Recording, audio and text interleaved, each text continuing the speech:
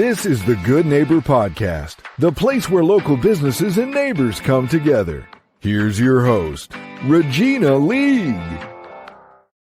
Hello, everybody, and welcome to another episode of the Good Neighbor Podcast here in South Charlotte. I'm excited today to have a conversation with Stephanie Neuman. She is the executive director, of Autism Strong, which is a local nonprofit. Welcome, Stephanie.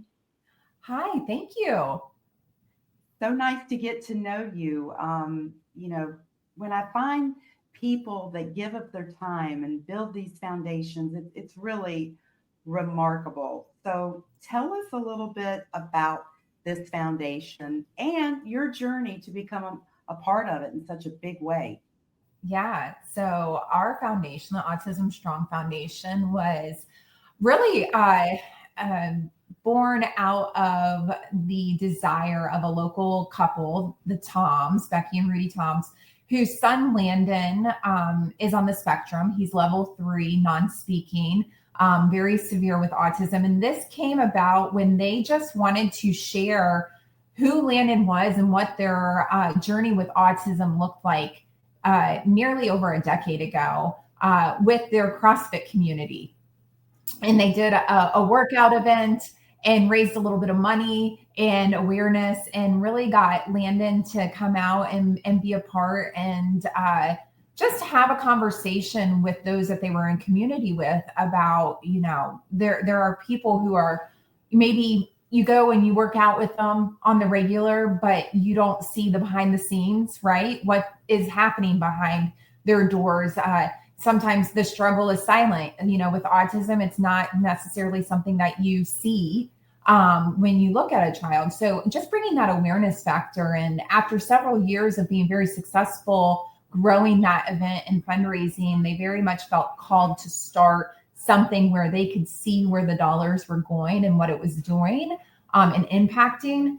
And so they decided they wanted to start a foundation. And Rudy and Becky called me up.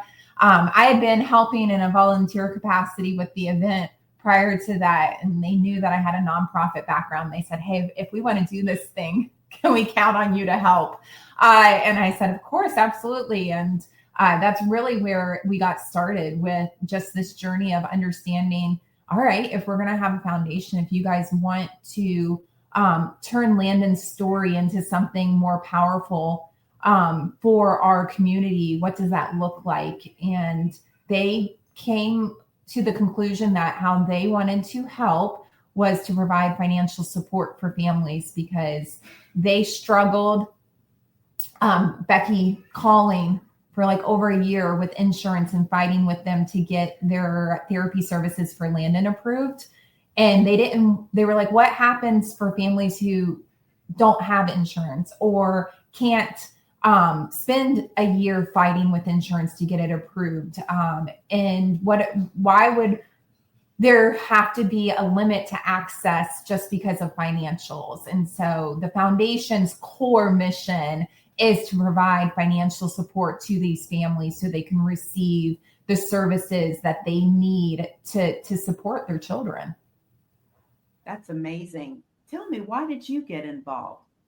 So I well, it may not look like it, but we're on voice only. But I did used to do CrossFit with Becky and Rudy. So I knew them from the gym, my husband and I. And when they got in, like I said, my background is in nonprofits. So I think by just luck and happenstance, I was one of the few people that they knew that had a nonprofit background and had already been involved with what they were doing, that they asked if I could really jump in and help as a on the board of directors.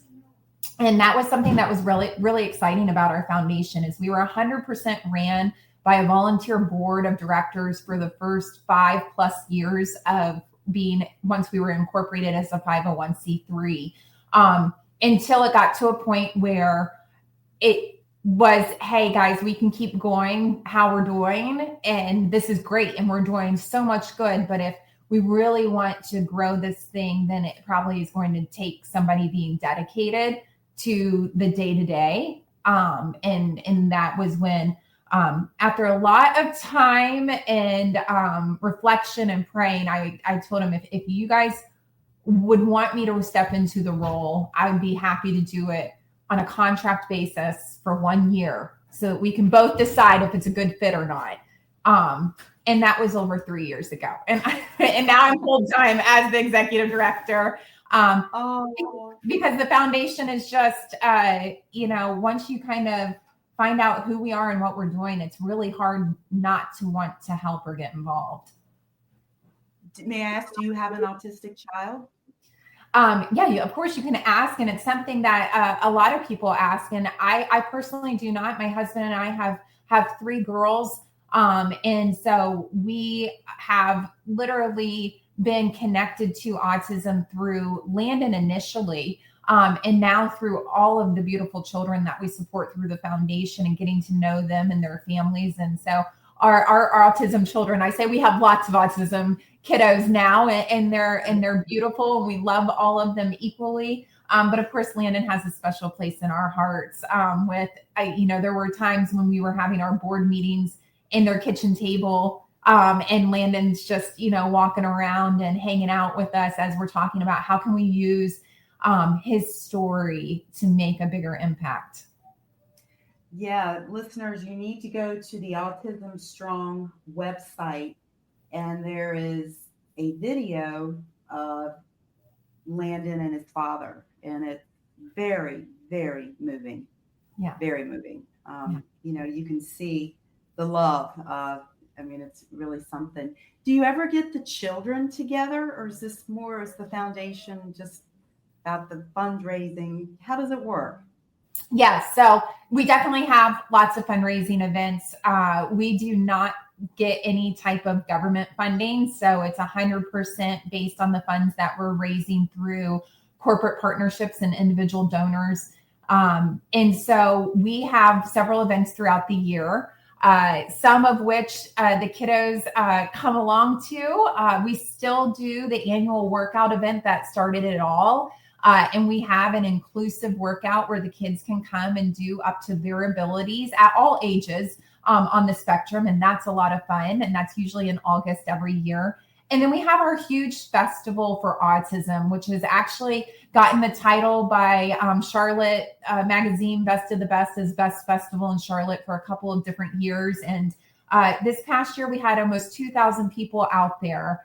And we do have a sensory-friendly specific time where only our friends on the spectrum come out, because we make sure it's not as loud, not as crowded. And then if they're capable, they can stay when it opens up to the general public. But that's such a fun event because it intertwines, everybody in the community coming out to support a great cause. And our families who come and the kids that come say it's the best day of the year because it's the one time they get to be out in public and not feel judged. That's amazing. That's amazing. And you have a gala coming up, right? We do. We have Hope Strong. It's our twist on a gala. We call it a blue tie gala. So we ask everybody to come dressed in some sort of blue or accent of blue so that you can remember that you're touched by autism that evening. And through that event, it's coming up on March 8th this year at the Westin.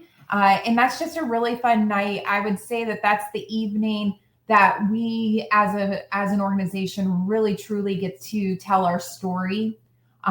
It's a storytelling evening where people can come and learn more about who we are as an organization and what we're doing to impact families living right here in the greater Charlotte region. And of course have a lot of fun. We like to make sure our guests have a good time. So there's a lot of business up front. Oh my gosh, I'm going to make my event sound like a mullet. I just realized this, but there's a lot of business up front, and then there's a party on the backside. So after we celebrate and we announce the grand total, there's a band and dancing and fun, and typically a late night snack tends to pop out and happen. So, oh my gosh, I'm going to die that I just referred to my baby event. I love the gala. It's one of my favorites, and I just called it a mullet. So for our listeners who have an autistic child, do you have to qualify in some way to get help from Autism Strong?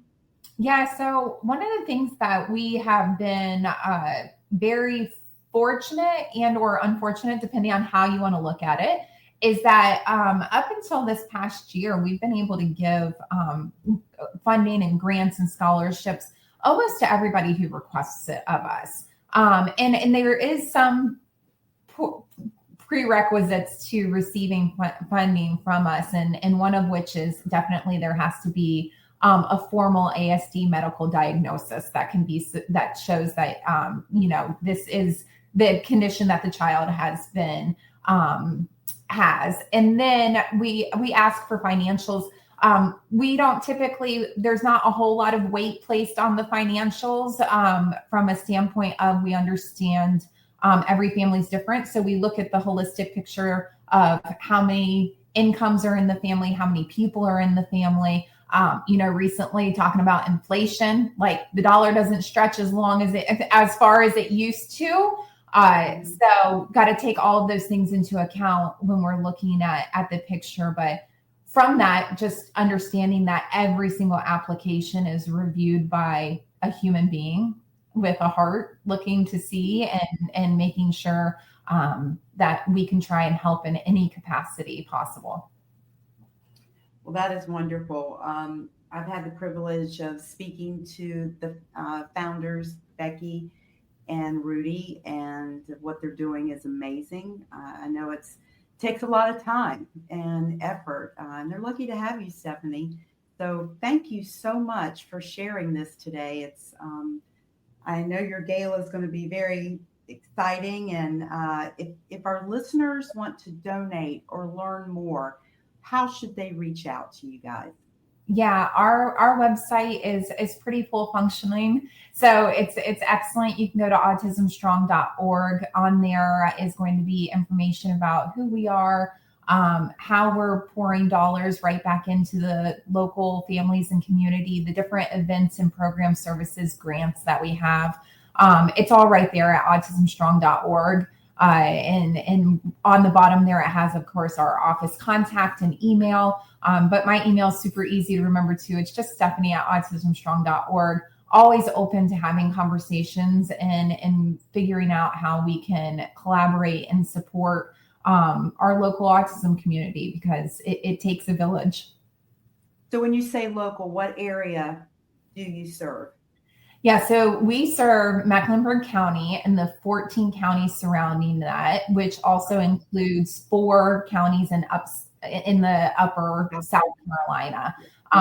So if you look at any regional map that says Greater Charlotte region, literally it's all of those counties that we're touching and serving. Wonderful. Thank you so much for joining us today. It's been a pleasure getting to know you and more about this foundation. You guys are great. Oh, no, thank you. Thanks for giving us a platform to just spread awareness in our name.